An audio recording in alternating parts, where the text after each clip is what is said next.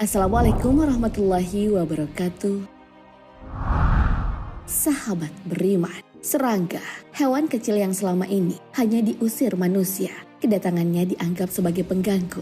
Padahal, hewan ini disebutkan berkali-kali dalam Al-Quran.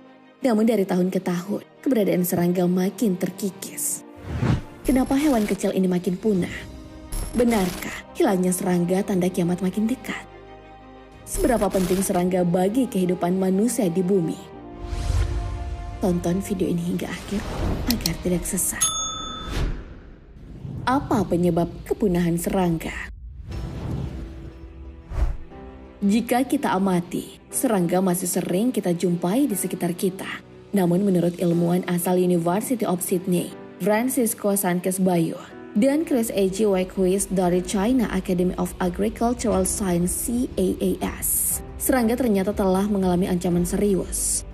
Dalam jurnal berjudul Worldwide Decline of the Entomofauna, a Review of its Drivers, yang diterbitkan Biological Conservation, mereka menyebut bahwa serangga semakin sedikit dan berpotensi membawa pada kepunahan.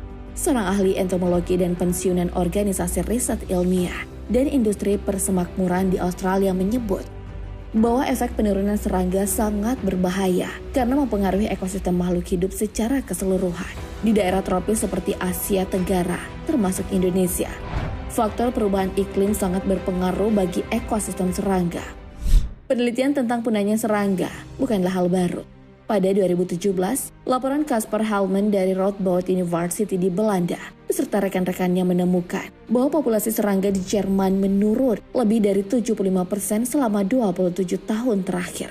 Bradley Sir, profesor biologi di Rensselaer Polytechnic Institute Amerika Serikat, juga memberi peringatan yang sama.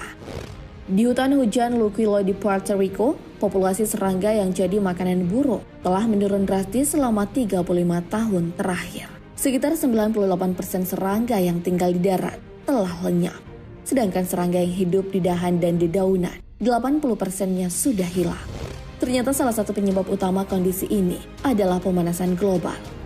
Berdasarkan tinjauan dari 73 laporan penurunan serangga di berbagai belahan dunia, ada lebih dari 40% spesies serangga yang terancam punah dalam beberapa dekade ke depan.